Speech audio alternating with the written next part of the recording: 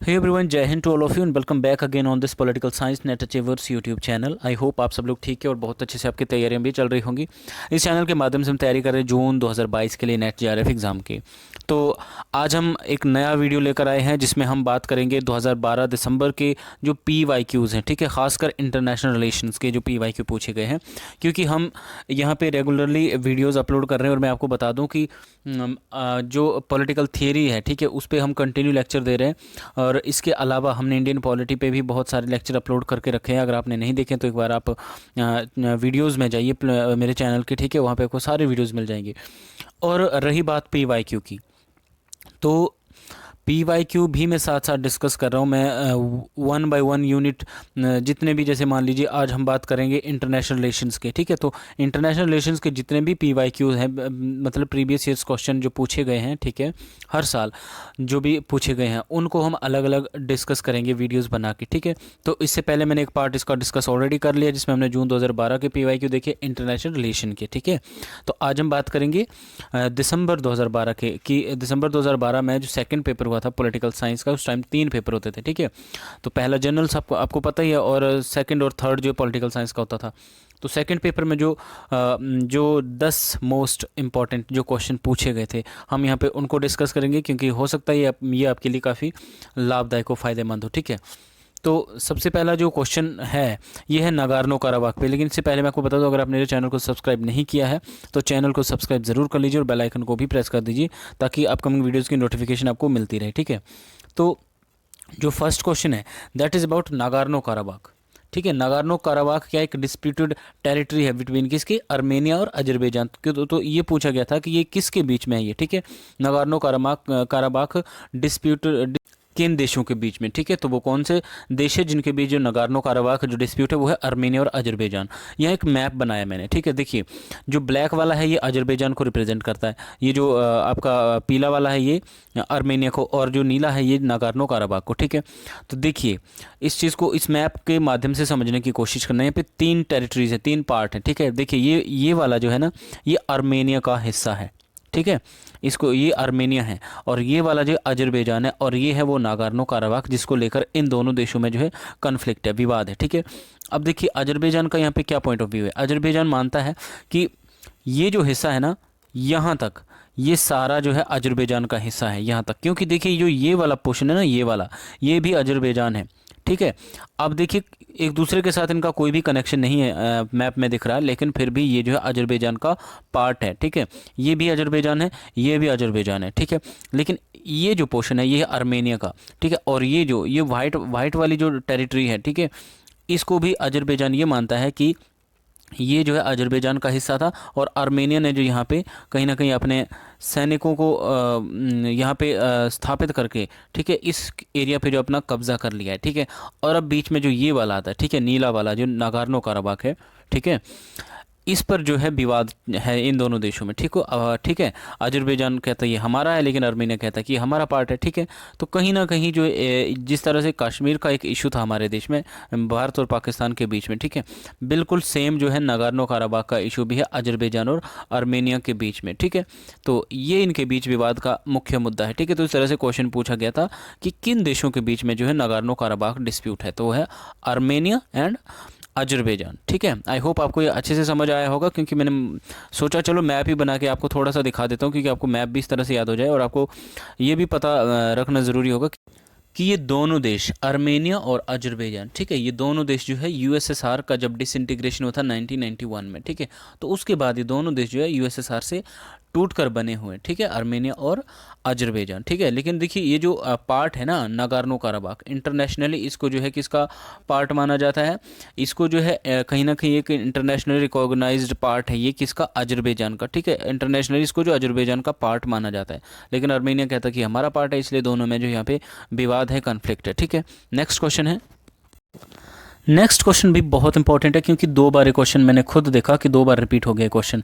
अभी 2012 में हम देख रहे हैं इस क्वेश्चन को, और 2019 या 20 में फिर से क्वेश्चन रिपीट हुआ था जिसमें मैच करने के लिए था। ये है हैंस ब्लिंक्स के बारे में ये क्वेश्चन, ठीक है। हैंस ब्लिंक्स कौन थे, संयुक्त राष्ट्र संस्था के प्रमुख थे, ठीक है, head of the UN body थे ये, और इनको किस कार्य के लिए नियुक्त किया गया, ठीक है, क्वेश्चन ये आया था कि हैंस ब्लिंक्स जो कि head of the UN body है, उनको किस कार्य के लिए नियुक्त किया गया था। तो उनका जो कार्य था वो था जनसमूह के विनाश के शस्त्रों के सत्यापन हेतु, ठीक है, वेरिफिकेशन करनी थी, शस्त्रों की वेरिफिकेशन करनी थी इराक में जाकर, ठीक है, इराक में स्थानों का निरीक्षण करने के लिए कि कहीं कि इराक में कहीं किन्हीं स्थानों पर जो है जनसमूह के विनाश से रिलेटेड हथियार तो नहीं बनाए जा रहे हैं, ठीक है। इन सब चीज़ों की वेरिफिकेशन करने के लिए जो है हैंस ब्लिंक्स जो है इराक गए थे, ठीक है। तो उनको जो है नियुक्त किया गया था इस कार्य के लिए, ठीक है, inspecting places in Iraq for verification of weapons of mass destruction, ठीक है। तो ये इंपॉर्टेंट क्वेश्चन मैं आपको बता रहा हूँ कि 2012 में भी क्वेश्चन आया था और 2019-20 में भी इस क्वेश्चन को रिपीट किया गया है, जिसमें डायरेक्ट पूछा जाता है हैंस ब्लिंक्स के बारे में, ठीक है। हैंस ब्लिंक्स जो है हेड ऑफ द IAEA, ठीक है। IAEA का मतलब क्या होता है, इंटरनेशनल एटॉमिक एनर्जी एजेंसी, अंतर्राष्ट्रीय परमाणु ऊर्जा एजेंसी के भी हैंस ब्लिंक्स जो है हेड रह चुके हैं, ठीक है। तो ये इंपॉर्टेंट क्वेश्चन है जो उनके बारे में पूछा गया था, ठीक है, डायरेक्ट क्वेश्चन बनता है, ये भी आपको याद रखना चाहिए। नेक्स्ट क्वेश्चन देखते हैं।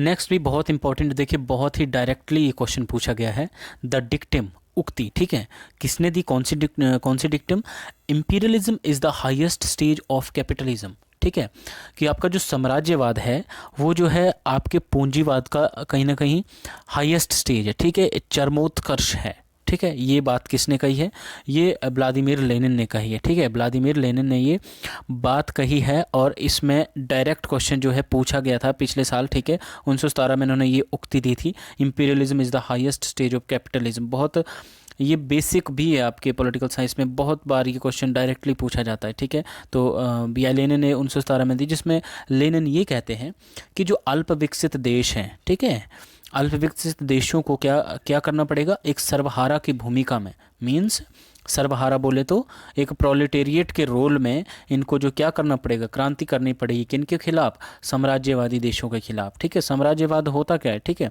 साम्राज्यवाद आप यूँ समझिए कि एक ऐसी दौड़ है, एक ऐसी रेस है जिसमें क्या करते हैं देश, अपने साम्राज्य को विस्तृत करने की कोशिश करते हैं, ठीक है, ज़्यादा से ज़्यादा अपनी कॉलोनीज़ बनाने की कोशिश करते हैं, ठीक है, दूसरे देशों को अपना गुलाम बनाने की कोशिश करते हैं, अपना क्षेत्र जो है विस्तृत करने की कोशिश करते हैं ऐसे देश, ठीक है। तो उन देशों के खिलाफ, क्योंकि वो पूंजीपाती देश हैं, ठीक है, BI लेनिन का मानना है ये साम्राज्यवादी जो देश है ये जो है पूंजीवादी देश है, ठीक है। तो जिस तरह से कार्ल मार्क्स ने बात की है कि समस्त प्रोलेटेरिएट क्लास को, जो भी पूरी दुनिया के, पूरे विश्व के जितने भी जो वर्किंग क्लास है, उनको जो है क्या करना पड़ेगा, क्रांति करनी पड़ेगी, किसके खिलाफ, कैपिटलिस्ट के खिलाफ, पूंजीपतियों के खिलाफ, ठीक है। उसी तरीके से VI लेनिन उसी को रिवाइज करते हुए, उसी आइडिया को रिवाइज करते हुए यहाँ पे उस आइडिया को जो है एक पर्टिकुलर वर्कर से लेकर एक देश पे इम्प्लीमेंट कर देते हैं, ठीक है, कि जो भी अल्प विकसित देश हैं, सभी अल्प विकसित देशों को एक साथ इकट्ठे होकर कहीं ना कहीं एक प्रोलेटेरिएट की भूमिका निभाते हुए, एक सर्वहारा की भूमिका निभाते हुए उन इंपीरियलिस्ट कंट्रीज़, उन साम्राज्यवादी देशों के साथ जो है क्रांति करनी होगी, ठीक है।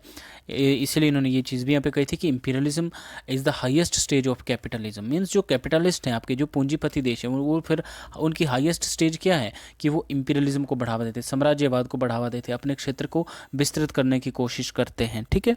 तो ये इन्होंने ये बात कही थी और बहुत इंपॉर्टेंट और काफ़ी डायरेक्ट क्वेश्चन है ये, ठीक है। नेक्स्ट क्वेश्चन हम देखते हैं। नेक्स्ट क्वेश्चन है उत्तर सोवियत काल में वैश्विक स्तर पर रूस का दृष्टिकोण क्या था, ठीक है। रूस के दृष्टिकोण को लेकर यहाँ पे प्रश्न पूछा गया था कि जब सोवियत यूनियन का जो डिसइंटीग्रेशन हुआ, ठीक है, 1991 में सोवियत यूनियन का डिसइंटीग्रेशन होता है, उसके बाद 15 राज्यों में जो है कहीं ना कहीं सोवियत यूनियन जो है विभाजित हो जाता है और जिसमें जो है उसका उत्तराधिकारी कौन बनता है, रूस, ठीक है। तो अब यहाँ पे रूस की बात की जा रही है कि जब पोस्ट सोवियत काल, मीन्स सोवियत यूनियन के डिसइंटीग्रेशन के बाद अगर वर्ल्ड लेवल पर देखे तो रूस का दृष्टिकोण क्या था, रूस जो सोवियत यूनियन का उत्तराधिकारी बना उसका दृष्टिकोण क्या था, सोवियत काल की पैतृक संपत्ति के लिए भूमिका में वृद्धि करना, means enhance role of Soviet era legacies, जो भी सोवियत टाइम की जो लेगेसीज थी, ठीक है, उसको जो है उसको एनहांस करना, उसमें वृद्धि करना, ठीक है। पहला जो है रूस का जो है ये दृष्टिकोण रहा था, ठीक है। तो ये भी इंपॉर्टेंट क्वेश्चन है, बहुत डायरेक्ट क्वेश्चन पूछा गया था। नेक्स्ट हम देखते हैं। नेक्स्ट जो क्वेश्चन पूछा गया था ये भी बहुत इंपॉर्टेंट क्वेश्चन और बहुत ही डायरेक्ट क्वेश्चन भी पूछा गया था। देखिए, हु कॉइन्ड द टर्म, ठीक है, इस टर्म को किसने यूज़ किया, अंडर डेवलपमेंट, ठीक है। अंडर डेवलपमेंट जो अल्प विकसित जो अल्प विकास शब्द को जो है किसने कॉइन किया इस टर्म को, ठीक है, तो इमैनुअल वॉलस्टीन, ठीक है। इमैनुअल वॉलस्टीन को बहुत इंपॉर्टेंट नाम है इंटरनेशनल रिलेशंस में, इंटरनेशनल पॉलिटिक्स में। इनसे रिलेटेड जो है वर्ल्ड सिस्टम थियरी के बारे में कई बार क्वेश्चन पूछा जाता है, ठीक है। इनको इसको पॉपुलरली नॉन किसके लिए है, ये इमैनुअल वॉलस्टीन, ये है वर्ल्ड सिस्टम थियरी के लिए, विश्व व्यवस्था सिद्धांत के लिए जो इनको जाना जाता है, ठीक है। इनकी बुक आई थी द कैपिटलिस्ट वर्ल्ड इकोनॉमी, 1979 में ये बुक आई थी, ठीक है। और ये वर्ल्ड सिस्टम थियरी देते हैं, ठीक है। देखिए वर्ल्ड सिस्टम थियरी क्या थी इमैनुअल वॉलस्टीन की, इसमें ये संपूर्ण विश्व के देशों को जो है 3 कैटेगरीज में डिवाइड करते हैं, ठीक है। देखिए जो ये वाला पोर्शन है, ठीक है, ये कोर मीन्स सेंटर है, ठीक है। और सेंटर में इन्होंने जो किन देशों को रखा है, जो विकसित देश है, ठीक है। और जो ये वाला सेकंड वाला फ्रेज है, पार्ट है, ठीक है, ये अर्धपरिधीय देश है, ठीक है, पेरिफेरी और सेमी पेरिफेरी सॉरी। और उसके बाद ये जो थर्ड है, ठीक है, इनको जो इन्होंने पेरिफेरी देश कहा है, ठीक है, गरीब देश या परिधीय देश कहा है, ठीक है। तो इन 3 तरीके के कैटेगरीज में जो है इन्होंने देशों को अलग अलग तरीके से डिवाइड किया है। अब देखिए इसमें क्या बोलते हैं कि इस सिस्टम में क्या होता है, जो कोर जो कंट्रीज़ हैं, ठीक है, जो डेवलप्ड नेशन है, वो क्या करते हैं, ये अर्धपरिधीय देशों का शोषण करते हैं। और अर्धपरिधीय देश क्या करते हैं, ये परिधीय देशों का शोषण करते हैं, ठीक है। परिधीय देश कौन कौन से हैं, जो गरीब देश हैं, ठीक है, जो थर्ड वर्ल्ड कंट्रीज़ हैं, इसमें विकासशील देश आते हैं अर्धपरिधीय में, और कोर में जो विकसित देश आते हैं, ठीक है। तो ये जो परिधीय देश हैं ये दोहरे शोषण का शिकार है। एक तो इनका अर्धपरिधीय देश मीन्स जो विकासशील देश है, एक तो ये इनका शोषण करते हैं, और दूसरा जो विकसित देश है ये इनका शोषण करते हैं, ठीक है। जबकि जो अर्धपरिधीय या विकासशील देश है इनका शोषण किसके द्वारा होता है, कोर कंट्रीज़ के द्वारा मीन्स डेवलप्ड नेशन के द्वारा। जो कोर में जो कंट्रीज़ होती हैं, जो डेवलप्ड नेशन है, जो सेंटर इन्होंने कहा है, ठीक है, इनको जो है ये लोकतांत्रिक देश मानते हैं, ठीक है, कि ऐसे देश जो है लोकतांत्रिक हैं, कल्याणकारी व्यवस्था वाले विकसित देश हैं ये, ठीक है, जो क्या करते हैं, सस्ती दर पर जो है कच्चा माल आयात करते हैं, ठीक है, सस्ती दर पर वो कच्चा माल आयात करते हैं तथा उच्च कीमत पर तैयार माल निर्यात करते हैं, ठीक है। तो ये जो है डेमोक्रेटिक है और वेलफेयर स्टेट की भी इसमें बात होती है सेंटर या कोर कंट्रीज़ में। जो अर्धपरिधीय देश है, जैसे इसमें इन्होंने रखा है दक्षिणी कोरिया हो गया, चाइना हो गया, आसियान वगैरह, ठीक है। और कच्चे माल व तैयार माल का आयात व निर्यात दोनों जो है इस तरह की कंट्रीज़ में होता है। और जो परिधीय देश है, ठीक है, ये गरीब देश है और थर्ड वर्ल्ड कंट्रीज़ है, जो क्या करती हैं, कच्चा माल निर्यात करते हैं और तैयार माल जो है आयात करते हैं, ठीक है। इनका दोहरा शोषण, जैसा कि हमने देखा कि इनका दोहरा शोषण होता है, एक तो अर्धपरिधीय देशों के द्वारा और दूसरा कोर कंट्रीज़ के द्वारा, ठीक है। तो वॉलस्टीन यहाँ पे ये कहते हैं कि कोई भी देश, ठीक है, चाहे वो कोर कंट्री है, चाहे अर्धपरिधीय है, चाहे परिधीय देश है, ठीक है, कोई भी देश जो है ये जो विश्व व्यवस्था इन्होंने बनाई है, ठीक है, इस वर्ल्ड सिस्टम से जो है कहीं ना कहीं वो बाहर नहीं हो सकता है, ठीक है। अगर वह बाहर हुआ तो उसे आर्थिक व तकनीकी सहायता तथा निवेश नहीं मिलेगा, ठीक है। तो वॉलस्टीन जो है विश्व अर्थव्यवस्था को ही विश्व व्यवस्था कहते हैं, ठीक है, वर्ल्ड सिस्टम कहते हैं। तो ये भी बहुत इंपॉर्टेंट है। और यहाँ पे 2 चीज़ हमने इनके बारे में देखी, एक जो टर्म इन्होंने कौन सी अंडर डेवलपमेंट यूज़ की है, ठीक है, कई बार देखिए डायरेक्ट क्वेश्चन पूछा गया है, तो नेक्स्ट टाइम भी होप कि इस तरह से क्वेश्चन पूछा जाए। तो और दूसरा वर्ल्ड सिस्टम थियरी, ठीक है, कि वर्ल्ड सिस्टम थियरी भी किसने दी है, इमैनुअल वॉलस्टीन में, जिसमें ये इस तरह से बात करते हैं, ठीक है। नेक्स्ट हम देखते हैं। नेक्स्ट भी बहुत इंपॉर्टेंट क्वेश्चन पूछा गया था, जिसमें ये पूछा गया था कि जो यूएस है, यूनाइटेड स्टेट ऑफ अमेरिका है, उसके द्वारा निर्मित एक कंटेनमेंट पॉलिसी है, ठीक है, कंटेनमेंट की नीति, उसका लक्ष्य क्या था, ठीक है। कंटेनमेंट पॉलिसी कई बार ऐसा पूछा जाता है कि कंटेनमेंट की पॉलिसी जो है किसने जो है निर्मित किया, किसने बनाई, तो यूएसए ने बनाई थी, ठीक है। क्यों बनाई गई थी, सोवियत यूनियन के प्रभाव को वैश्विक रूप से रोकने के लिए, ठीक है। देखिए जब सेकंड वर्ल्ड वॉर खत्म हुआ, ठीक है, उसके बाद समस्त जो पूरा विश्व था वो 2 ध्रुवों में बंट गया था, ठीक है, 2 ध्रुवों में बंट गया, जिसमें एक तरफ सोवियत यूनियन था और दूसरी तरफ अमेरिका था, ठीक है। तो अमेरिका ने क्या किया, सोवियत यूनियन के प्रभाव को, जो कि कहने की कम्युनिज्म की जो आइडियोलॉजी को जो है ज़्यादा स्प्रेड कर रहे थे, ठीक है, उस प्रभाव को रोकने के लिए एक मिलिट्री स्ट्रैटेजी यूज़ की, दैट इज़ कंटेनमेंट पॉलिसी, ठीक है, जिसके माध्यम से उन्होंने जो कहीं ना कहीं इस कम्युनिज्म के प्रभाव को या कम्युनिज्म के विस्तार को रोकने का इन्होंने प्रयास किया, ठीक है। और इस नीति के तहत क्या किया इन्होंने कि जितने भी तमाम सैन्य संगठन जैसे नाटो, सेंटो आदि और आर्थिक सहयोग, उन सबको जो सोवियत यूनियन के चारों ओर इन्होंने फैला दिया और कहीं ना कहीं सोवियत यूनियन की विचारधारा को जो है आगे एक्सपेंड होने से इन्होंने रोकने की कोशिश की। तो इसको एक कोल्ड वॉर पॉलिसी भी कहा जाता है, जो कि यूएसए ने जिसको स्टार्ट किया था, कोल्ड वॉर पॉलिसी, ठीक है। किस बात के लिए? To prevent the spread of communism abroad, ठीक है। जो कम्युनिज्म था उसको, उस आइडियोलॉजी को प्रिवेंट करने के लिए, उसको रोकने के लिए, उसको फैलने से रोकने के लिए इन्होंने क्या किया? कंटेनमेंट पॉलिसी अपनाई थी, ठीक है, यूएसए ने। तो बहुत इंपॉर्टेंट क्वेश्चन। नेक्स्ट हम देखते हैं। नेक्स्ट एंड वेरी इंपॉर्टेंट, देखिए इन्वायरमेंट से रिलेटेड जो भी इंटरनेशनल जो भी कॉन्फ्रेंसेज हुई है, ठीक है, आपको वो सब याद करनी ही पड़ेंगी, क्योंकि आपके एग्जाम के पॉइंट ऑफ व्यू से बहुत ज़रूरी है, क्योंकि इस तरह से एग्जाम में क्वेश्चन पूछा जाता है। अब जैसे यहाँ पे पूछा गया है क्योटो प्रोटोकॉल के बारे में पूछा गया था। क्योटो जो जापान की राजधानी है, ठीक है, वहाँ पे एक इंटरनेशनल ट्रीटी हुई, ठीक है, जिसमें क्या है, देखिए क्योटो प्रोटोकॉल जो कब हुई थी? 1997 में, ठीक है, विच अडॉप्टेड द प्रोग्राम फॉर, इसमें कौन सा प्रोग्राम को अडॉप्ट किया गया था? Reducing green house emission, means green house गैसों के उत्सर्जन को कम करना, ठीक है। इस प्रोग्राम को अपनाया गया क्योटो प्रोटोकॉल में 1997 में। कई बार इस तरह से प्रश्न मैच करने के लिए पूछा जाता है कि क्योटो प्रोटोकॉल कब हुई, ठीक है, एक UNFCCC, ठीक है, ये कब हुई, ठीक है। तो इस तरह से जो भी इंटरनेशनल कॉन्फ्रेंसेस हुई होती है, इंटरनेशनल ट्रीटीज़ हुई होती है इन्वायरमेंट से रिलेटेड, वो सारी सीक्वेंस वाइज पूछी जाती है, तो सीक्वेंस के लिए पूछी जाती है, या उनमें क्या क्या प्रोग्राम्स जो है अपनाए गए हैं, इस तरह से क्वेश्चन पूछा जाता है। फिलहाल क्योटो प्रोटोकॉल के बारे में बात कर रहे थे, तो इसमें reducing green house emission, green house गैसों के उत्सर्जन को कम करने को लेकर बात होती है, ठीक है, जिसको कब अडॉप्ट किया गया था? 11 दिसंबर 1997 को जो इसको अडॉप्ट किया गया था, और इसको कब लागू किया गया? 16 फरवरी 2005 को इसको लागू किया गया था, ठीक है। इससे पहले 1992 में भी एक United nation framework convention on climate change, ठीक है, ये 1992 में हुई थी, जिसमें कहीं ना कहीं ग्रीन हाउस गैसेस को कम करने के बारे में बात हुई थी, और साथ ही साथ इसमें मैन मेड जो CO2 है, ठीक है, उसको भी रिड्यूस करने की कहीं ना कहीं बात की गई थी, ठीक है। और इसी को एक्सटेंड किया गया है क्योटो प्रोटोकॉल में, ठीक है, जैसे क्योंकि ग्रीन हाउस एमिशन की बात जो है UNFCCC में भी हुई थी, ठीक है, और इसी को एक्सटेंड करके क्योटो प्रोटोकॉल में भी जो है ग्रीन हाउस एमिशन की बात की गई थी, ठीक है, जिसको कब, ये डेट भी आपको याद रखनी ही पड़ेगी, ठीक है, 11 दिसंबर 1997 को ये अडॉप्ट किया गया, और 16 फरवरी 2005 को ये लागू किया गया था, ठीक है। तो 2012 तक इसका जो टाइम था, ठीक है, बहुत इंपॉर्टेंट है। नेक्स्ट अभी बहुत इंपॉर्टेंट क्वेश्चन है, क्योंकि इसमें मैच करने के लिए आया है, ठीक है। तो आपको ये चीज़ें पता होनी चाहिए कि कौन सी थियरी किसने दी है, ठीक है, उस थियरी के मेन एक्सपोनेंट कौन है, ठीक है, या कौन सी पॉलिसीज़ को जो है किसने अपनाया है। इंटरनेशनल रिलेशन में ये सब चीज़ें याद रखना बहुत ज़रूरी है, क्योंकि इस तरह से क्वेश्चन कई बार पूछे जाते हैं।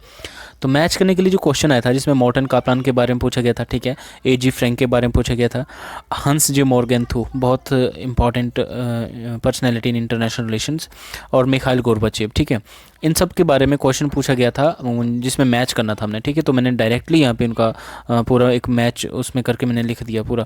तो मॉर्टन कापलान जो system theory in international relation, ठीक है, ये भी याद रखना कि इन्होंने जो है इंटरनेशनल रिलेशन में सिस्टम थियरी दी है, ठीक है। वैसे पॉलिटिकल साइंस में सिस्टम थियरी जो है वो डेविड ईस्टन ने दी है, लेकिन इंटरनेशनल थ्योरी में देखिए, हम इंटरनेशनल पॉलिटिक्स में देखें तो ये सिस्टम थियरी किसने दी है? मॉर्टन कापलान ने दी है, ये आप याद रखिएगा। और A.G. फ्रैंक जो आंद्रे गुंडर फ्रैंक है, ठीक है, इन्होंने क्या है? डिपेंडेंसी थियरी दी है, ठीक है, पराश्रिता कर सिद्धांत, ठीक है, डिपेंडेंसी, जिसमें ये डिपेंडेंसी की बात करते हैं कि जो आपके जो अंडर डेवलप्ड नेशंस हैं, ठीक है, जो अविकसित और थर्ड वर्ल्ड कंट्रीज है, वो जो है दूसरे देशों पर डिपेंड होती हैं, ठीक है। और हंस जे मॉर्गेनथु की जो एक politics among nation a struggle for power, बहुत इंपॉर्टेंट इनकी बुक भी है, और इनकी जो थियरी वो थियरी ऑफ रियलिज्म, ठीक है, यथार्थवाद का सिद्धांत इन्होंने दिया है, जिसमें ये रियलिज्म की बात करते हैं इंटरनेशनल पॉलिटिक्स में। और मिखाइल गोर्बाचेव, इन्होंने पॉलिसीज़ अपनाई थी, एक पेरेस्ट्रोइका एंड ग्लासनोस्ट, ठीक है, पेरेस्ट्रोइका मीन्स रीस्ट्रक्चर करना, ठीक है, restructuring policy, and glasnost means openness. ये दोनों पॉलिसीज़ को जो है मिखाइल गोर्बाचेव ने अपनाया। मिखाइल गोर्बाचेव जो है जनरल सेक्रेटरी थे, ठीक है, कम्युनिस्ट पार्टी सोवियत यूनियन के, ठीक है, सोवियत यूनियन की जो कम्युनिस्ट पार्टी थी उसके जनरल सेक्रेटरी थे मिखाइल गोर्बाचेव, जिन्होंने पेरेस्ट्रोइका एंड ग्लासनोस्ट की पॉलिसीज़ को अपनाया, ठीक है। पेरेस्ट्रोइका हमने बताया restructuring, and glasnost means openness, ठीक है। तो इस तरह की पॉलिसीज़ को अपनाने के बाद जो है सोवियत संघ जो कहीं ना कहीं एक उदार या लिबरल सिस्टम की ओर अग्रसर हुआ था, ठीक है, उदार व्यवस्था की तरफ ये अग्रसर भी हुआ था, ठीक है। बाद में 1991 में डिसइंटीग्रेशन भी हो गया था USSR का, और फिर एक रूस जो इसका प्रतिनिधि बना था। वैसे 15 स्टेट्स में जो है USSR का जो डिसइंटीग्रेशन हो गया था, और फिर उसके बाद जो है सोवियत यूनियन को का एक प्रतिनिधि के तौर पर जो है रूस को जो है आगे लाया गया, ठीक है। नेक्स्ट क्वेश्चन देखते हैं। नेक्स्ट और वेरी इंपॉर्टेंट क्वेश्चन WTO से पूछा गया था। WTO, ठीक है, वर्ल्ड ट्रेड ऑर्गेनाइजेशन, विश्व व्यापार संगठन। ठीक है, क्वेश्चन किससे पूछा गया था कि विश्व व्यापार संगठन के अंदर जो पारस्परिकता का सिद्धांत है, ठीक है, जो थियरी ऑफ रेसिप्रोसिटी है, ठीक है, वो किसका विचार करती है, या यूँ समझिए कि पारस्परिकता का सिद्धांत किसका विचार करता है WTO के अंदर। ठीक है, तो वो क्या है, lowering a trade barriers by a state to be matched in return. इसका मतलब क्या है कि राष्ट्र के द्वारा व्यापार अवरोधों को कम करना और बदले में दूसरे राष्ट्र द्वारा भी उतना ही कम किया जाए।